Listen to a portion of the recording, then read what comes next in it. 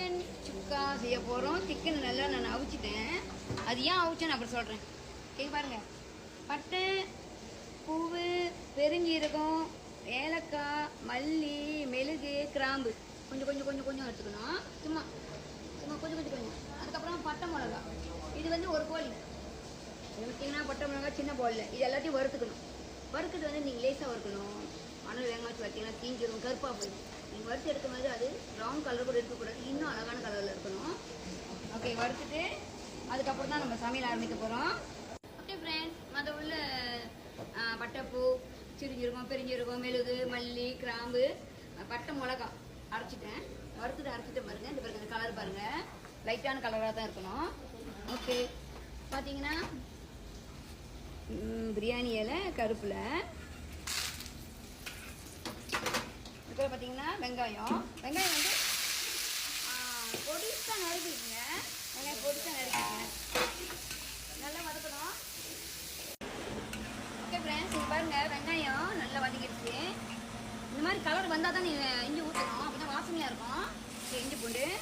அதுக்கப்புறம் தக்காளி பழம் பாருங்கள், சின்னதாக நறுக்கி வச்சுருக்கேன், கொஞ்சம் போதும். என் கையாளுக்கு தான் போல், என் கையாளுக்கு தான் இந்த போல்.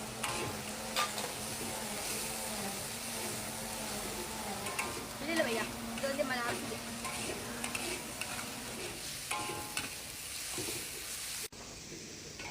ஓகே ஃப்ரெண்ட், தக்காளி பழமும் இஞ்சி நல்லா வாங்கிட்டாங்க.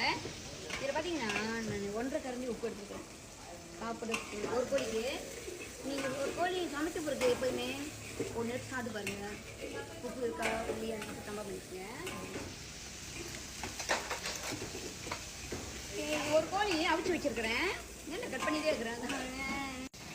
ஓகே, இந்த கோழி நல்லா அவிச்சிட்டேங்க. இங்கே பாருங்கள், கொஞ்சமாக தண்ணி ஊற்றி அடுப்பு குறைச்சி வச்சு இந்த கோழியை நான் நல்லா அவிச்சிட்டேன். ஏன் அவிச்சேன்னா நான் சொல்கிறேன், ஏன் அவிச்சேன்னா சிலருக்கு லேட் ஆகும்.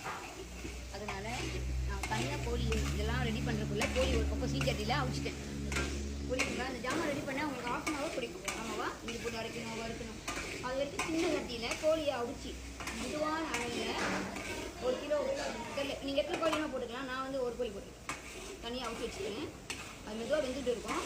அதுக்கப்புறம் நீங்கள் இந்த திங்ஸ் எல்லாம் ரெடி பண்ண 1/2 மணி நேரம் ஆகிடும். ஓகேங்களா? அதுக்கப்புறம் நீங்கள் எல்லாம் போட்டு கோழி வேக வைக்கிறவங்களுக்கு 1/2 hour பிடிக்கும்ல. ஸோ அது வேண்டாம், இது 5 நிமிஷம் தான். பாருங்கள், கோழி ஏற்கனவே வெந்த கோழி.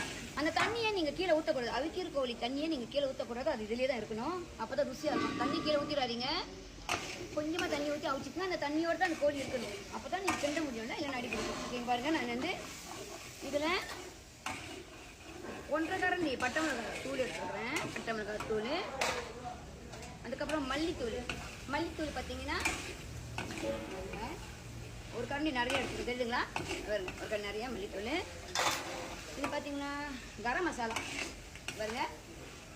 ஸோ ஒரு சில நம்ப மாட்டாங்க. இங்கே பாருங்கள், ஒரு கரண்டி கரம் மசாலா. கிண்டிட்டு நல்லா கிண்டுங்க. நல்லா கிண்டிட்டு ஸோ இதாக வைக்க வேண்டாம், நீங்கள் அப்படியே கிண்டிட்டு கொஞ்ச நாள் கிண்டிகிட்டே இருந்தீங்கன்னா இன்னொரு ஐடியா உங்களுக்கு கொடுக்குறேன் பாருங்கள். கிண்டிட்டு ஓகே, இதை தெரிஞ்சுங்க என்னன்னு மத நான் கூட காமிச்சேன்ல. பட்டை பூ, ஏலக்காய், பெருஞ்சிருக்கும், சிரிஞ்சிருக்கும், கிராம்பு பூ, மல்லி, மெழுகு, பட்டை மிளகாய் அரைச்சிட்டேன். இந்த கரண்டியில் நிறையா வந்துச்சுன்னா நீங்கள் என்ன செய்யுங்க, இந்த கரண்டியில் 3 கரண்டி எடுத்து வச்சுதான் வச்சுக்கோங்க. அடுத்தது போச்சுக்கலாம் 3 கரண்டி. நல்லா கிண்டுங்க. கொஞ்சம் வறுவல் மாதிரி வரும் பாருங்கள், வறுத்து வருதா. நான் என்ன குறை ஊற்றிருக்கிறேன், நிறைய தண்ணி ஊற்றல. அந்த கோழி தண்ணி என்னென்னா கொஞ்சமாக இருந்துச்சு, அதனால கொஞ்சம் வறுவலை வருது. கூட இருந்தால் நல்லா தான் இருக்கும். கூட இருந்தால் கொஞ்சம் குழம்பா கிடைக்கும் உங்களுக்கு. அதுக்கப்புறம் அதெல்லாம் வெந்தது தானே, ஒரே எல்லாம் வெந்தது. பார்த்தீங்கன்னா மல்லித்தூள் போட்டுட்டேன் பாருங்கள். ரொம்ப நேரம் கிண்டல பாருங்கள், ஏன்னா கோழி வந்து ஏற்கனவே வேக வச்சுட்டேன்.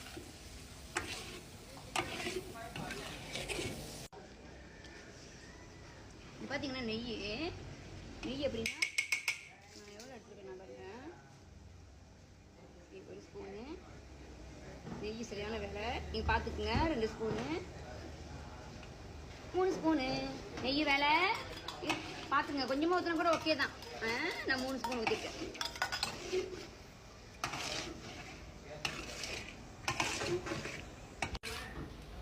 ஓகே, சிக்கன் சுக்கா ரெடி சிஸ்டர். ஒரு சிஸ்டர் கேட்டிருந்தீங்க சிக்கன் சுக்கா தீபாவளி செய்யுங்க. இது உரப்பு இல்லாமல் இருக்கும். உங்களுக்கு உரப்பு வேணும்னா இன்னும் கொஞ்சம் பட்டை மிளகா தூள் தம்பா பண்ணிக்கோங்க. அதான் நீங்கள் கோழி அவிச்சிக்கிங்களா ஈஸியாக இருக்கும். எது செஞ்சாலும் கோழி அவிச்சி செஞ்சீங்கன்னா ஈஸியாக இருக்கும் உங்களுக்கு. பாருங்கள் 5 நிமிஷம் தான் போட்டோன்னே இறக்கிடல. எல்லாம் வெந்த ஜாமான் தானே.